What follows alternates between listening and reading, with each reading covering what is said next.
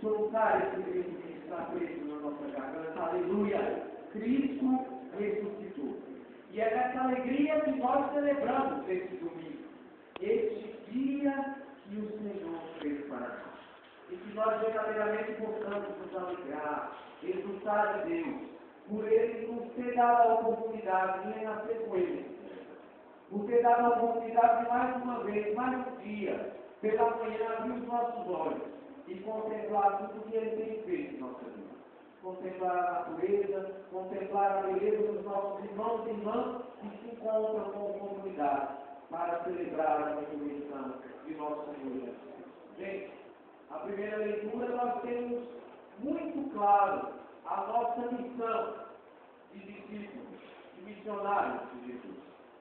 Deus explicita claramente a missão do discípulo, que é justamente o anúncio, o querigma.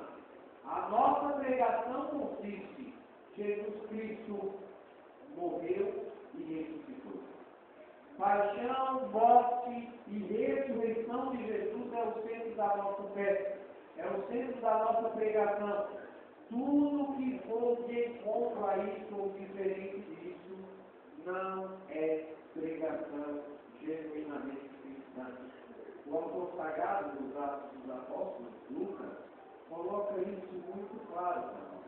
Quando Pedro toma a palavra e proclama que esse Jesus que foi condenado, que foi morto, é o Jesus que ressuscitou e que os enviou para anunciar essa boa notícia, para anunciar o Evangelho, para anunciar a boa nova. É a mesma coisa? Boa nova, Evangelho, boa notícia. Jesus venceu a morte. Jesus, com o seu sacrifício, faz com que nós, hoje o seu povo congregado, possa louvá-lo e agradecer, porque ele nos libertou da escravidão do pecado, do mal, e nos levou, como aquele povo no deserto que nós meditávamos ontem, passou pelo mar vermelho, a pé sul, nos levou nesse êxodo para a vida, para a ressurreição, para o reviver de um jeito novo, em que a morte não é mais o ponto final, mas é uma existência. Nós continuamos a viver isso. E isso Paulo nos demonstra, dizendo: buscai as coisas do alto. E como falarmos dessa leitura de Paulo, não lembrarmos do Padre Léo, né? A última palestra dele em vida, e ele meditava esse texto de Paulo: buscai as coisas do alto. Buscai a sua vida que está escondida em Cristo. A vida que, por mais que possa parecer, está perdida, crucificada, dilacerada na cruz, ao terceiro dia renasce e mostra que não há poder maior do que o poder do amor. E quem vive no amor vive em Deus e vice-versa, pois Deus é o amor. Nós devemos deixar que esse amor nos motive, que esse amor que nos faz buscar as coisas do alto, que nos faz buscar aquilo que em nós está escondido em Jesus Cristo. E o que é que está escondido em Jesus Cristo da nossa vida? Tudo o que nós podemos fazer de bom é em Jesus Cristo que nós encontramos. Tudo que em nós deve ser perfeito deve ser espelho daquilo que Jesus Cristo mostrou ser a cada um de nós. 100% Deus, 100% homem. Tão humano que só poderia ser vivido, muitos podem dizer. Porque soube viver como ninguém é obediente a Deus Pai. Por isso, para tudo na nossa vida, nós devemos nos espelhar em Jesus Cristo. Assim foram os santos, assim viveram os santos, espelhados no exemplo que Jesus Cristo deixou. E por isso hoje são reconhecidos pela igreja como exemplos de vida em Deus. E assim também nós somos chamados a viver. Somos chamados a olhar para a cruz de Cristo e saber que por mais que a nossa vida possa estar difícil, pareça estar difícil, não é o fim, pois não fomos criados para isso. Nós somos criados para a luz. Nós nós somos criados para a ressurreição, nós somos criados para fazer o bem e para desfrutar do bem, do bom e do belo, criados por Deus. Essa natureza que a nós pertence e que a nós foi entregue por Ele. Toda a criação, obra de Deus, está sobre a nossa responsabilidade. Por isso, toda vez que nós ignoramos essa nossa missão de cuidar daquilo que Deus nos entregou, nós pecamos gravemente, porque não damos valor à sua palavra, porque não damos valor ao seu ensinamento. Toda vez que nós vimos de encontro, nós fomos de encontro, nós iremos aí esbarrar na nossa vida contrária ao ensinamento de Deus, que é o ensinamento da igreja, nós estamos fazendo o papel de traidores. O papel daqueles que não constroem o reino de Deus, pelo contrário, atrasam essa construção. Mas nós somos chamados assim, trabalhar com essa pedra que os pedreiros rejeitaram, mas que é a pedra angular. A pedra que os sábios, os entendidos, não reconheceram, mas os pobres, os pequeninos, enxergaram dele a salvação. Por isso que nós meditamos na liturgia da palavra esses dias, no tríduo pascal. E sobretudo no Evangelho, quando nós lemos João, nós temos que ter muito vivo na nossa mente, no nosso coração. João é muito detalhista, gente. Na quinta-feira, na missa da instituição da Eucaristia, na Nova, ao contrário dos outros três evangelistas que narram, podemos dizer liturgicamente a ceia, João, ele dá prática à ceia. Enquanto os outros narram que Jesus faz pão, distribui, dá graças, fala, entrega o cálice, fica lá e pra cá, não.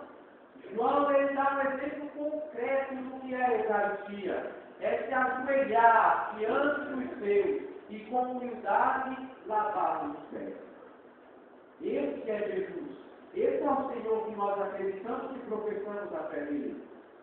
Na sexta-feira, João deixa claro no seu Evangelho. Ele começa o Evangelho da Paixão, narrando Jesus indo com seus discípulos para o Jardim das Oliveiras. Getsemane. E encerra o Evangelho da Paixão, dizendo que Jesus foi sepultado no túmulo novo em meio a um jardim. O que João quer dizer para nós isso, gente? Em Jesus Cristo, a nova criação é inaugurada. Em Jesus Cristo, aquele jardim lá do livro do Gênesis, do jardim do Éden, retorna e em plenitude passa a ser o lugar do ser humano. E não há pecado que vai fazer com que esse ser humano se afaste desse mundo novo. Quando eu digo que não há pecado, eu estou dizendo, não há pecado desde que o pecador, reconhecendo o pecador, se coloque na presença de Deus. Porque a salvação foi dada uma vez por todas. Tudo está consumado. João colocou essas palavras para nós na sexta-feira da paixão. As últimas palavras de Jesus. Tudo está consumado. A salvação está aí. É para todos. Aceitemos. Alegremos-nos dessa salvação. E aceitemos esse Jesus disposto a salvar cada um de nós. Nós aceitamos. Ou não. A salvação está pronta. O banquete está formado. O noivo está pronto. É Jesus. Basta que nós o aceitemos. Nós, enquanto igreja, sua esposa, e possamos ter esse relacionamento com Deus. E hoje, João também nos coloca esse detalhe fantástico. Dois detalhes podem ser destacados, podem ser destacados nesse Evangelho de hoje. Primeiro, a primazia de Deus. Você pode olhar para lá e para cá todos os evangelhos, as cartas do Novo Testamento, pode olhar. Ele pode até não chegar primeiro nos lugares, como no Evangelho de hoje. O bichinho parece que já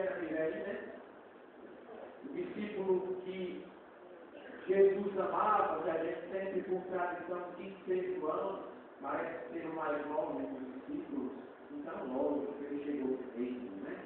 Chegou primeiro, mas não entra. Pedro entra, mesmo chegando depois. Por isso que nós hoje seguimos fielmente as palavras de Cristo que disse, é sobre essa pedra que eu edificarei a minha igreja. E essa palavra traz para nós essa novidade também de termos esse homem um sustentáculo importante da nossa fé. E hoje, acordei um pouco mais tempo que eu imaginava, né, que a televisão estava lá. O nosso Pedro do ano de 2013, o Papa Francisco, falando para a multidão na praça de São Pedro e pedindo a paz ao mundo. E desejando que esse Cristo ressuscitado seja a luz frente às trevas da intolerância, das guerras e de toda falta de respeito com a vida humana. E era ele que dizia isso, que eu falei no início da celebração.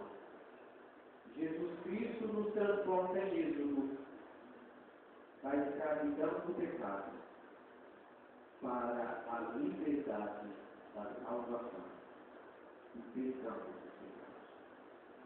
Esse é o Cristo, a nossa Páscoa que foi imolada. Esse é o Cristo que entregou a chave da igreja na mão de Pedro. É o Cristo que deixou muita gente com os cabelos de pé, sem saber como se dava tudo isso. O padre explicava ontem para nós na igreja. Poderia se pensar em reanimação de corpos, poderia se pensar que alguém roubou o corpo de Jesus. E Mateus relata no seu Evangelho, no fim do Evangelho, que judeus até hoje acreditam que o corpo de Jesus foi roubado porque foi uma informação plantada pelos soldados e pelos chefes dos sacerdotes. Mateus é muito enfático para dizer isso. Mas, em contrapartida, de Jesus Cristo não ressuscitou, vã é a nossa fé. Não estaríamos aqui.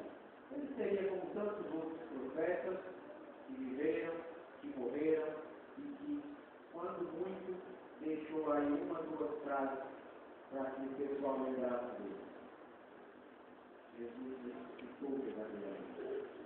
E não tem a menor condição disso tudo ser uma grande mentira, pois não iria sobreviver uma grande mentira durante mais de 12 anos. Por isso, não tenha dúvida. Não tenha dúvida que, por mais difícil que a tua vida esteja, em Jesus Cristo, tudo se resolve. Tudo dá certo. No tempo dele, não no nosso. Mas tudo encontra o sentido na paixão, morte e ressurreição de nosso Senhor Jesus Cristo. Segundo detalhe, é importante para que a gente comprove realmente essa ressurreição. No final do Evangelho hoje, João, quando coloca Pedro entrando no túmulo,